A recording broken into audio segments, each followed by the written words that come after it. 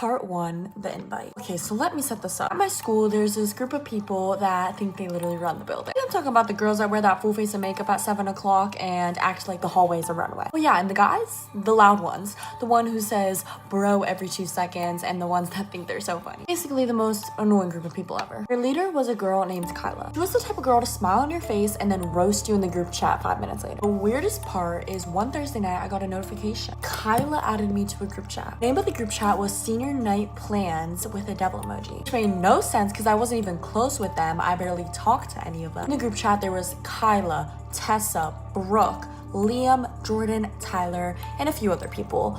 And then me. I literally stared at my phone like, what's going on?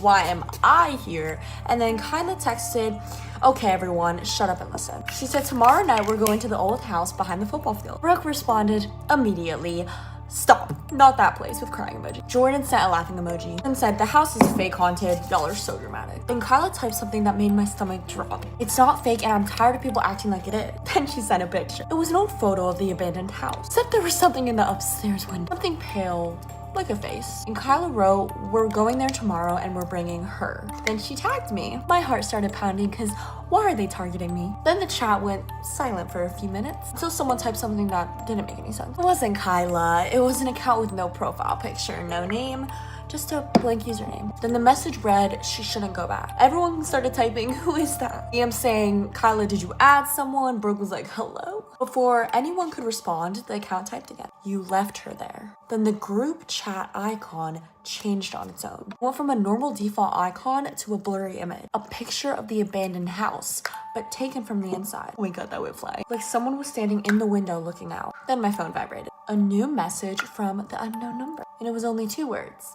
Tomorrow, midnight. And then everybody in the chat got removed, except me. I stared at my screen blankly and the group chat name changed again to this time, you remember. And I swear to you, I didn't even touch my phone. But it actually started typing on its own. Like someone was messaging from my account and the message that was sent was, I'm sorry.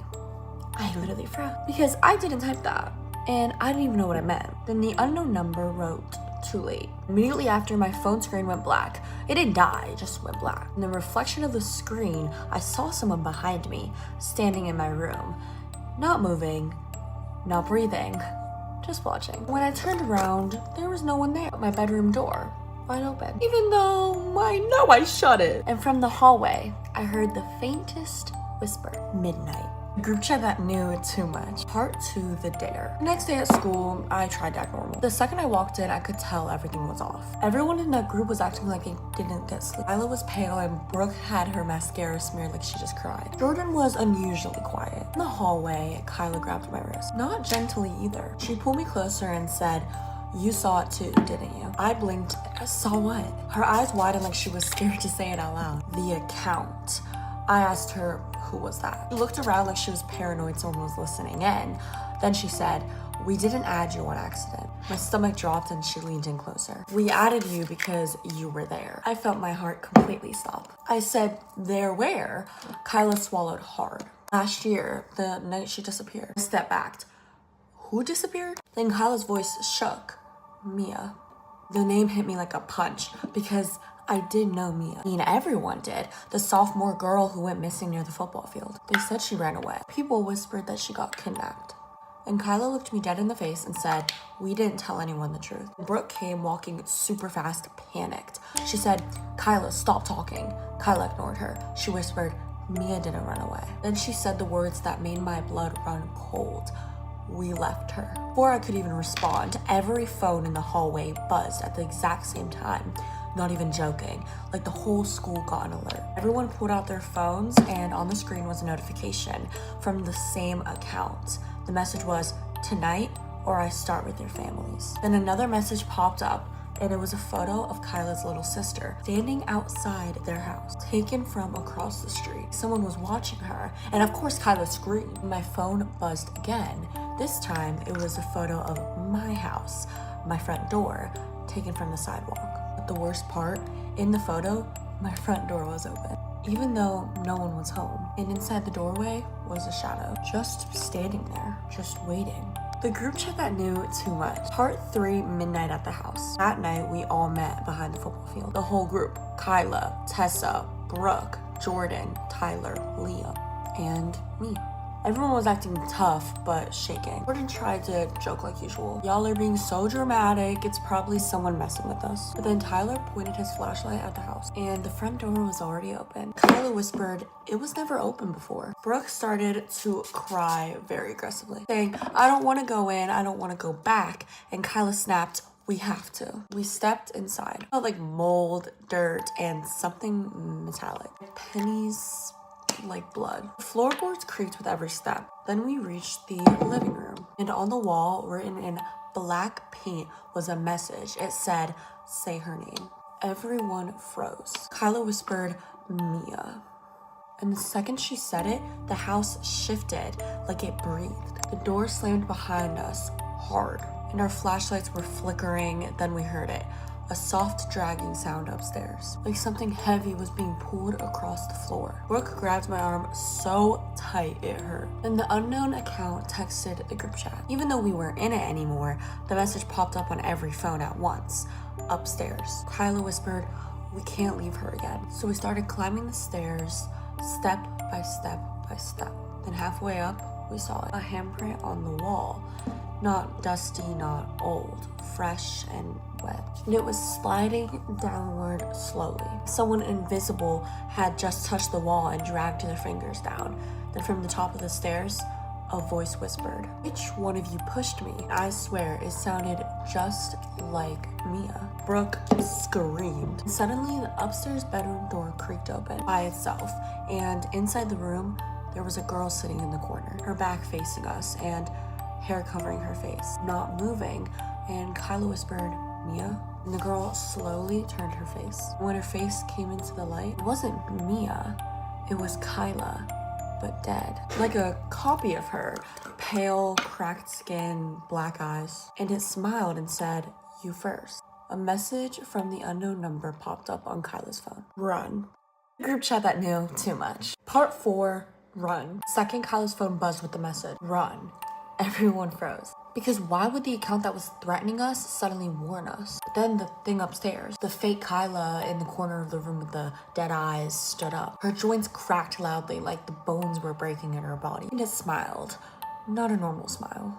A smile like it had been waiting to do this. Brooke screamed and bolted down the stairs. Liam grabbed Tyler's hoodie and yanked him along. Of course, Jordan tripped over the last step, but luckily caught himself, and we all ran into the living room. But the second we reached the bottom, I stopped so hard I almost fell. Because the front door was gone. Door we walked through? Yeah, it was just a wall now. Solid wood, no handle, no cracks. Jordan started to punch it. I don't know why. I mean, no, this isn't funny. This has gotta be a joke. Kyla backed away, trembling. This isn't the same house. Something in my stomach twisted because she was wrong. It was the same house. I knew it. I don't know how I knew it, but I knew it like you know your own name. Then my eyes landed on the living room fireplace, and I felt my chest tighten because there was a faded mark on the stone, scratch shaped like a heart I remembered. I whispered, barely audible, "No." Brooke looked at me. "What?" My voice came out shaky. "This house." The air felt heavier, like I was pressing it down on us. And then it hit me. A memory I haven't thought about in forever. A memory I tried to forget. Stared at the wallpaper, the layout, the staircase. And I realized the truth. This isn't the abandoned house behind the football field. This is my old Airbnb. Everybody turned towards me. Liam's eyebrows furrowed and said, "You're what?" I swallowed hard and said, "My family used to rent this house out like 2 summers ago." My hand started shaking. And we stopped going after the knocking incident. Brooke's face went pale. "Wait." Tyler whispered, "Wait, that story that you were telling everyone?" I nodded slowly.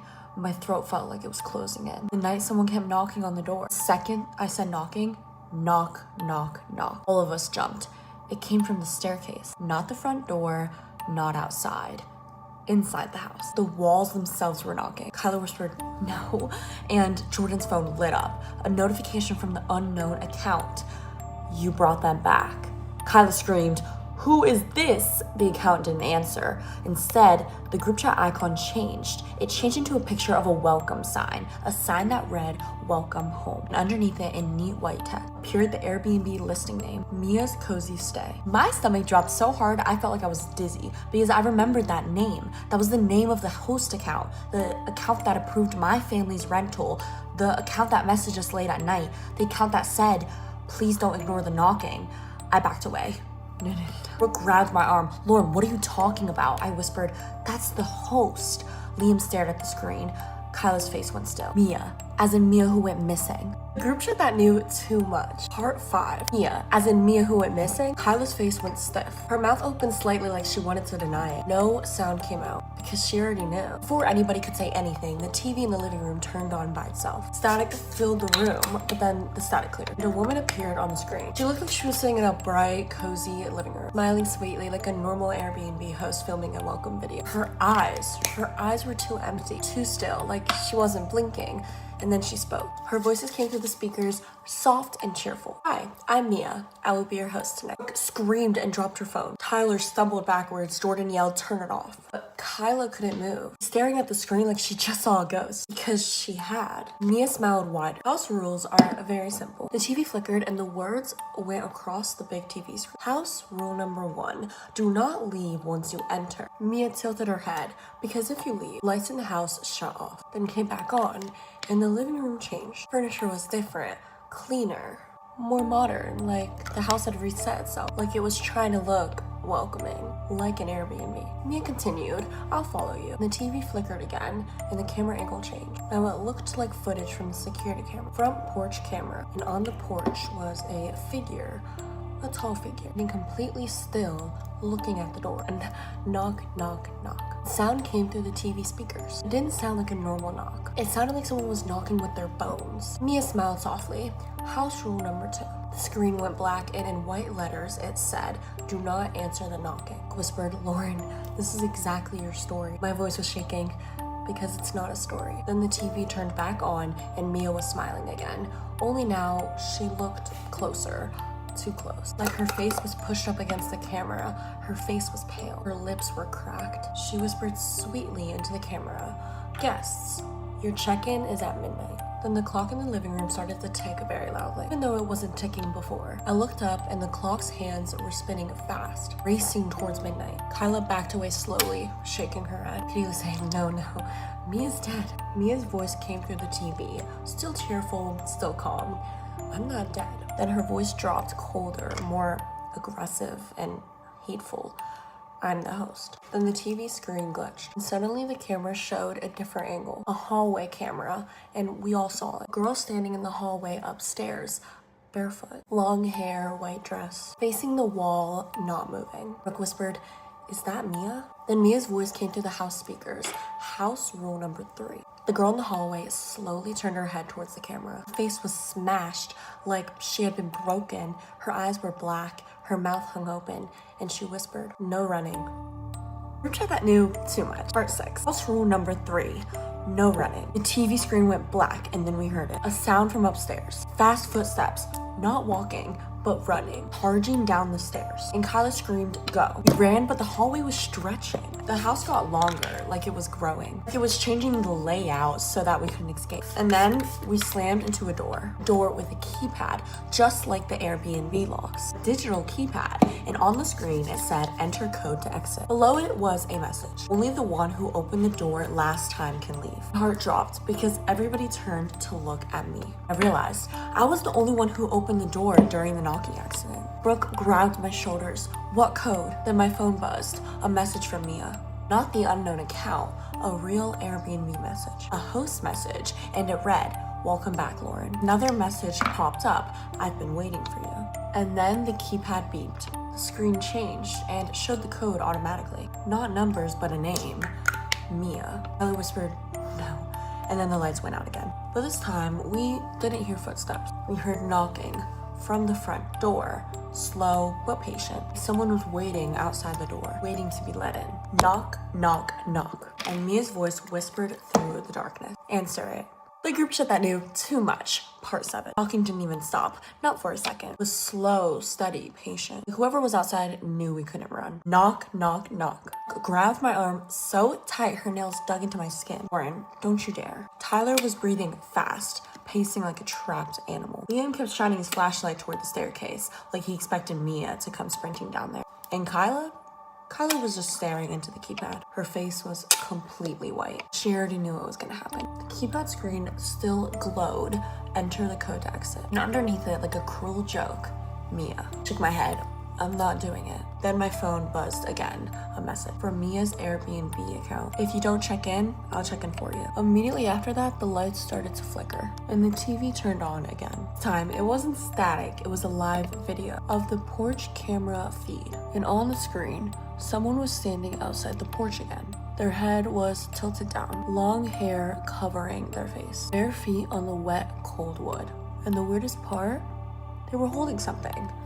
A key. A shiny metal key swinging in their hand. And the figure lifted its head. The camera zoomed in by itself. The hair slid away just enough for us to see its face. And my heart dropped because it wasn't Mia. It was Jordan, the boy who got dragged onto the floor. Except his eyes were black and his smile was too wide. He leaned close to the door camera and whispered, "Let me in." Brooke screamed. Liam backed away, almost falling. Tyler started shaking his head. No, that's not Jordan. Jordan's mouth twitched, like someone was controlling it, and then his voice changed. It layered, like two voices at once. Jordan's voice, and then Mia's voice. "I need my guests." And the knocking changed. It was more violent, like fists slamming on wood. Bang, bang, bang. The whole house trembled. Dust fell from the ceiling. Upstairs, we heard footsteps again. Not running, walking, slowly. Coming down the steps. 1 step, 2 steps, 3. Kyla whispered, "She's coming." The keypad bleeped like it was impatient, and the screen flashed again. Enter code now. My phone buzzed again. "You opened the door once, Lauren. You don't gotta pretend you didn't." My throat tightened because she was right. That night, months ago, at the Airbnb, I had opened the door. And I remember what happened right after that. I remember the cold air rushing in. I remember the feeling of someone walking past me. Something I couldn't see. Something that didn't belong. And I remember waking up the next morning and seeing muddy footprints in the hallway. Prints that didn't belong to anyone in the family. Brooke grabbed my face and forced me to look at her. "Lauren, don't listen to it." But then the voice came again. Not from my phone, not from the TV, from inside the house, right behind us. Soft and close, whispered right into my ear. "Type my name." Group chat that knew too much. Part 8. Type my name. I spun around. Nothing. But the air smelled like a perfume. Sweet old perfume. And then Kyla screamed. Because the stairs behind us were covered in water. Not normal water, but dark water. Like something had flooded upstairs. And out of the darkness, Mia appeared. Barefoot. Hair soaking wet and white dress clinging to her body. She stood halfway down the stairs just staring at us. And she smiled. Not sweet, not friendly. She was happy we were terrified. And she spoke. Her voice sounded calm, like she was giving instructions. "Welcome back," she said. And the second she said that, the front door handle started to move. Jordan's shadow moved under the porch light. Brooke started sobbing. Tyler whispered, "We're trapped." Liam turned to me. "Lauren, what if the only way out is to do it?" Shook my head. "No." Kyla suddenly stepped forward. "I'll do it." Everyone turned to look at Kyla, and Brooke screamed Kyla no. But Kyla shoved Brooke out of the way. "You don't get it," Kyla said, her voice shaking. "This is my fault." She stared up at Mia on the staircase. "I pushed you." Mia's smile grew wider. Kyla stepped towards the keypad. Hands were shaking so bad that she could barely lift her finger. Then she typed it. Mia. The keypad bleeped, the screen flashed, and it read, "Access granted." I screamed, "Stop!" The door unlocked. But not the exit door. Not the door in front of us. No. We heard a click across the house, the sound of a deadbolt unlocking, and the front door slowly creaked open. A gust of cold air blasted through the hallway, and in the doorway, Jordan stood there, smiling while holding the key. He stepped inside like he owned the place, and the second he crossed the threshold, Mia disappeared from the stairs. She melted into the shadows, and Jordan looked straight at Kyla, and his mouth opened, but it wasn't his voice, it was Mia's. "Thank you for checking in." Then Jordan's head snapped towards me. His black eyes locked on me, And then he whispered, "Now it's your turn, host." My stomach dropped. Because what? Front door slammed shut behind him. The lock clicked. The keypad screen changed again. This time it didn't say exit. It said new host assigned. Underneath in glowing letters was my name, Lauren. And then my phone buzzed. A new notification from the Airbnb. A new listing was created. Automatically, the listing title was Lauren's Cozy Stay. My hand shook so bad I dropped my phone. Brooke picked it up and screamed because the listing description had already been written and it said, "Welcome, house rules. Do not leave, do not ignore the knocking, and do not disappoint your host." And it updated again. A final line appeared. "Your first guest arrives at midnight." Tyler backed away, whispering, "Guys, it's 11:59. The entire house went silent. No breathing, no footsteps, no creaking, just the ticking of the clock, and then ding. Group chat that knew too much. Part 9. Ding, it's midnight. And right on cue. Someone knocked, but not the front door. Not upstairs, not in the walls. On the inside of the closet behind us. Slow and careful. Knock, knock, knock. Brooke's voice came out of a whisper. Why is it inside the house? Then the closet door handle turned slowly. And from inside the closet, a voice spoke. A familiar voice. Voice that made my blood run cold. Me, Lauren. Let me out. And the closet door creaked open, just a crack, and from the darkness, a pale hand reached out. In my own voice from inside the darkness, "Lauren, let me out." Brooke grabbed my arm and screamed, "Don't look in there." It was too late because I saw it. Inside the closet was me. Not like a reflection, not a shadow. A real version of me, curled up, shaking, eyes wide like she'd been trapped in there forever. And behind her stood Mia, smiling softly, like a host waiting for her review. Mia's voice filled the room. "You opened the door, so you become the host." Shook my head, tears in my eyes. "No, I'm not doing this." Then Kyla stepped forward, shaking. "Mia, please, I'm sorry." Mia tilted her head. "You said sorry last year too." Kyla's face crumpled. "No, I didn't mean it then, but I mean it now." She stepped closer, voice shaking. "We were stupid, we were cruel, we left you, and I pushed you because I didn't want to get in trouble." Brooke started sobbing. Liam looked like he was going to throw up. Kyla whispered, "I'll take whatever you want. Just let them go." Mia stared at her for a long time. Then she slowly walked forward, barefoot. She stopped inches from Kyle's face. Mia's voice was calm. "You never knocked." Kyla blinked. "What?" Mia's black eyes flickered like she was human again. "You never knocked for help." Kyla's hand shook. Then she did it. She turned to the closet and knocked on the doorframe, tears streaming down her face. "Knock, knock, knock." And she whispered, "Can you forgive me?" The entire house went dead silent. The lights stopped flickering, the air warmed up, and the closet door creaked open fully. The trapped version in the closet looked up, blinking like she could finally breathe. Then Mia took a shaky breath, and for the first time, she looked like a normal girl again. Not a monster, not a host, just a girl. She swallowed hard and whispered, "I waited a year for someone to come back and mean it." Kyla nodded, crying, "I'm sorry, Mia. I'm so sorry." Mia's eyes filled with tears. She stepped back, and the house groaned like it was exhaling. The front door suddenly reappeared. The keypad screen went black. Jordan's body, still standing by the wall, collapsed like a puppet with the strings cut. And when Liam rushed over, Jordan gasped like he'd just been pulled out of water. Final Airbnb message popped up. Checkout complete. And Mia said, "Go home and don't come back."